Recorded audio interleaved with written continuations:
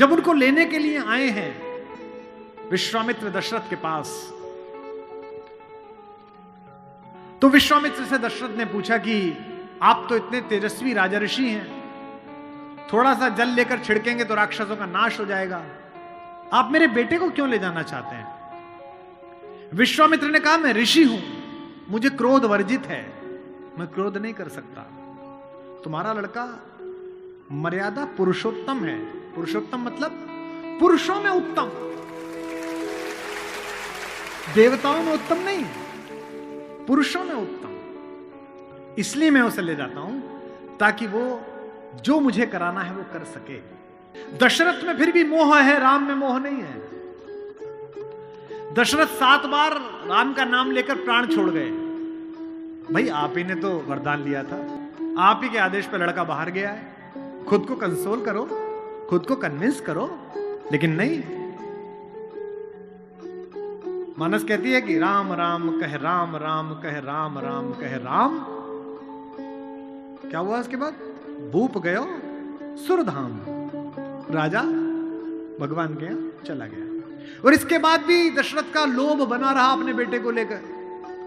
जब रावण का वध कर लिया राम ने, तो आकाश में सब देवता आए, तो राम के पिता दशरथ भी आए, और मरने के बाद भी बेटे से प्रेम बना रहा। बताइए, राम ने देखा कि सब लोग मुझे प्रणाम कर रहे हैं, सब लोग मेरी प्रशंसा कर रहे हैं, ये जो मेरे पिता हैं ये कुछ ज्यादा भावुक हो रहे हैं, आंसू बह रहे हैं, कांप रहे हैं, बड़े खुश हैं, फूल फेंक रहे हैं। राम को लगा कि इनके अंदर मोह रह गया, मोक्ष नहीं मिलेगा। इसलिए कितनी अद्भुत पंक्ति गोस्वामी जी ने लिखी है, ऐसा शायद ईश्वर, ऐसे बच्चे सबको दे ईश्वर, पिता दे ना दे, ऐसा बच्चा सबको दे। अपने पिता को बड़ी कड़ी आंखों से देखा राम ने। गोस्वामी जी लिखे, चितई पितई दीनई दृढ़ धर्मा। पिता को थोड़ी कठोर दृष्टि से देखकर कहा कि भाई अब दिवंगत हो गए हो, अब मैं क्या आपका पुत्र और क्या आप मेरे पिता, अब आप इन देवताओं के साथ निर्मुक्त होकर रहिए। जो बंधा रहे वो मानव, और जो मुक्त हो जाए वो देवता।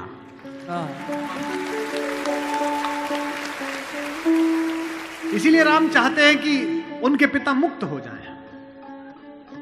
राम वन जा रहे हैं, पूरी अयोध्या आंसुओं से भरी हुई है। गोस्वामी जी लिखते हैं, तापस वेश विशेष उदासी, 14 बरस राम वनवासी। 14 साल के लिए राम वन जा रहे हैं। अगर कभी समय मिले तो श्रीमद् वाल्मीकि रामायण का वो 3 पेज पढ़ना जहां कौशल्या अपने बेटे को समझा रही है। अद्भुत है वो, रोती जा रही है और समझा रही हैं। कौशल्या का स्वस्ति वाचन। गोस्वामी जी लिखते हैं कि बंदहु कौशल्या दिशि प्राची, प्राची दिशा, पूरब दिशा जैसी मैं कौशल्या को प्रणाम करता हूं। क्यों? जिसकी कोख से ये सूर्य पैदा हुआ है। क्योंकि सूर्य कहां से निकलता है? पूरब से निकलता है। कीरति जासु सकल जग माची। कौशल्या स्वस्ति वाचन कहती हैं। भरा हुआ कंठ है, आंसू बह रहे हैं, और राम से कहती हैं कि हे राम, जंगल में प्रकृति तेरी सरीसृपों से रक्षा करे, सांपों से रक्षा करे। कहती हैं कि इंद्र तेरी रक्षा करे, मरुत तेरी रक्षा करे, वरुण तेरी रक्षा करे, और बेटा जो जो तेरी रक्षा करता रहेगा मैं रोज उसका यहां दीपक जलाऊंगी। लेकिन एक बात जो आखिर में कहती हैं, वही राम की मां हो सकती थी। और बेटा तू ये मत पूछना जंगल में और जहान में, नगर में रास्ता कौन सा हो, तू जिसका प्रतीक है सत्य, उसी के रास्ते पर चलना। और फिर एक बात कहती हैं, और चिंता मत कर, जिस धर्म की तू रक्षा करता है वो धर्म तेरी रक्षा करेगा। धर्मो रक्षति रक्षितः, धर्म रक्षा करता। तो राम तुम उसी मार्ग पर चलो जो सत्य हो, कल्याणकारी हो, वो तुम्हारी रक्षा करेगा। ऐसे राम का निर्माण ऐसे परिवार के साथ हुआ है। उनके चारों तरफ जो परिजन हैं, जो उनके लोग हैं, राम के भाई भरत, जिन पर सबसे कम चर्चा होती है, सबसे कम भरत पर बोला गया है। लक्ष्मण उनके साथ 24 घंटे रहते हैं। शत्रुघ्न पर तो कम ही बोला गया है, भरत पर सबसे कम बोला गया है। सरस्वती ने देवताओं के कहने पर मंथरा की बुद्धि फेर दी। सरस्वती ने देवताओं के कहने पर कैकेयी की बुद्धि फेर दी। लेकिन जब भरत ने कहा कि मैं भैया को वापस लेने जा रहा हूं तो देवताओं में खलबली मच गई। बोले यार अभी तो गया है ये, और इसको लेने ही चल दिया, और राम भावुक भी है, इसके प्रेम में वापस ना आ जाएं। तो देवताओं ने सरस्वती को कहा कि तुम जरा बात कर दो। तो क्या कहती है सरस्वती? देवताओं से कहती है कि 1000 आंखें होने के बाद भी जिसको सुमेरु ना दिखता हो, तुम मूर्ख हो क्या? मोसो कहत भरत मति फेरी, मुझसे कहते हो भरत की मति फेर दूं?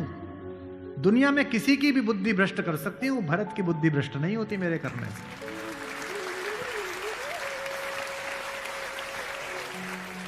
भरत जब भैया को ढूंढते हुए निकले तो पूरे खानदान को लेकर निकले। भरत ने कहा किसी की तो मान लेंगे, कौशल्या की मान लेंगे, ससुर को भी लेकर गए। जब पहली रात भरत वहीं रुके जहां राम रुके थे, भरद्वाज के आश्रम में। सुबह चलते समय भरत संकोच में थे, तो भरद्वाज ने कहा कि राजन, क्योंकि राजा हो चुके थे, आपके चेहरे पर संकोच है। तो भरत ने डरते हुए कहा कि महर्षि मैं डरा हुआ हूं, मेरी मां ने इतनी बदतमीजी की बात कर दी, मैं बाहर था। भरत को नहीं बताया गया था कि पिता दिवंगत हो गए, पता है आपको ये बात थी? भरत को संदेश भेजा गया था तो उसमें यह नहीं कहा गया था कि पिता एक्सपायर कर गए, यह कहा गया था कोई इमरजेंसी है, घर आओ। अयोध्या के बाहर नंदीग्राम में इनके पूर्वजों का एक मंदिर था, जहां इनके पूर्वजों की प्रतिमाएं लगी हुई थी, मानधाता की, दिलीप की, रघु की, अज की, नहुष की। वहां भरत रास्ते में रुके अपनी सेना के साथ पूजन करने के लिए कि पूर्वजों का पूजन कर लूं, पुरखों का। पुरोहित ने हाथ में थाली दी तो पहले इसका पूजन प्रथु, जो सबसे पहले जिनके कारण ये पृथ्वी कहलाती है, इनके घर के, फिर मानधाता का, फिर राजा बलि का जिन्होंने अपना मांस दे दिया था, रंतिदेव का। पूजन करते करते अज, रघु, दिलीप तक आए, और जैसे ही उन्होंने अगली मूर्ति देखी तो देखी पिताजी की मूर्ति। तेज तो थे ही, उन्होंने पुरोहित की तरफ देखा कि ये क्या? पुरोहित की आंख में आंसू, उसने कहा कि महाराज नहीं रहे, और भरत के हाथ से थाली छूट गई। भरत ने कहा मुझे किसी ने बताया क्यों नहीं कि पिताजी दिवंगत हो गए, क्या हुआ था? बोले राम को वनवास मिल गया। भैया को वनवास क्यों मिल गया? आपकी मां ने मांग लिया। भरत घोड़ा दौड़ाते हुए अयोध्या तक पहुंचे, रोते हुए। सोच के देखिए, भरत जैसा भाई, भ्रातृत्व में राम किसी का उदाहरण नहीं देते, लक्ष्मण का भी नहीं देते।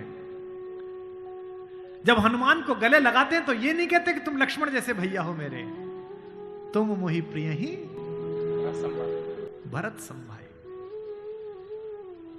देना हुआ है जब कोई प्यारा उदाहरण, हमने दिया है सिर्फ तुम्हारा उदाहरण।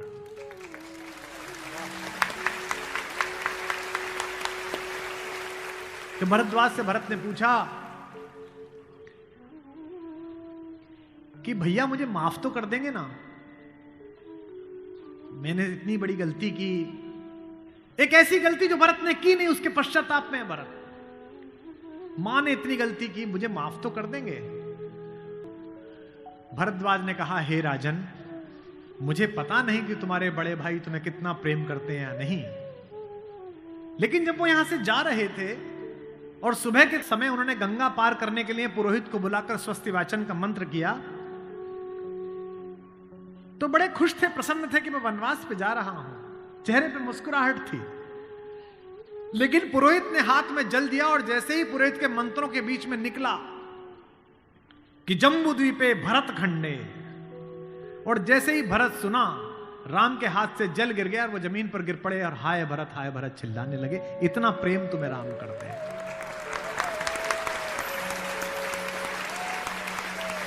राम करुणा से भरे हुए हैं, इसीलिए करुणा निधि है। इसीलिए कहता हूं कि इस कहानी से पॉलिटिक्स सीखिए, इस कहानी से स्ट्रेटेजी सीखिए, इस कहानी से ह्यूमन वैल्यूज सीखिए, फैमिली वैल्यूज सीखिए।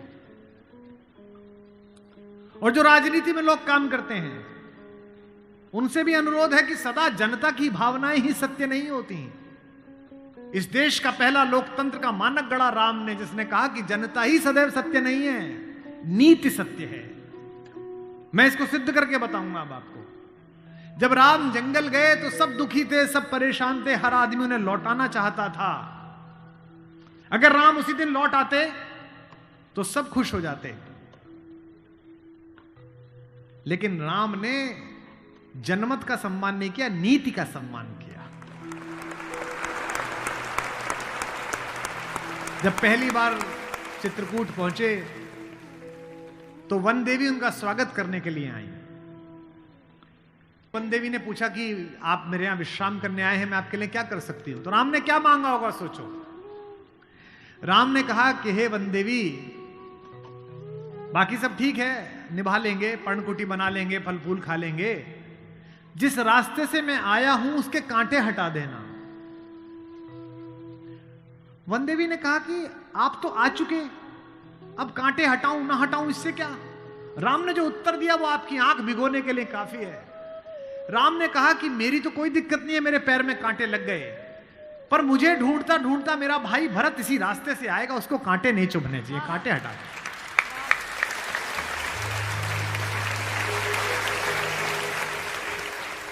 तो वन देवी को जिज्ञासा हुई। वन देवी ने कहा कि यथाज्ञा पयति महाराज, हे महाराज आपने जो आज्ञा दी मैं कर दूंगी। एक छोटी सी मेरी जिज्ञासा है, क्या अयोध्या का राजा, अयोध्या की चतुरंगिणी सेनाओं का सेनापति, दशरथ का पुत्र, राम का छोटा भाई भरत इतना नाजुक है कि रास्ते में चलेगा तो उसके कांटे चुभ जाएंगे?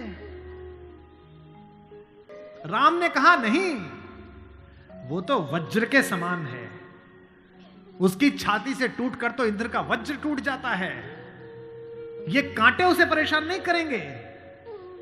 वन देवी ने कहा फिर क्यों हटा दूं?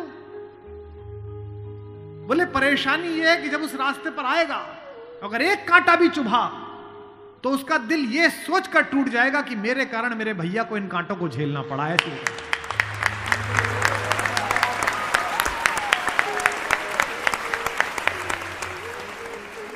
बिना चप्पलों के भरत चले, और जब चले तो भाई मृदु भूमि सकुच मन मन ही, भूमि भी संकोच से भर गई।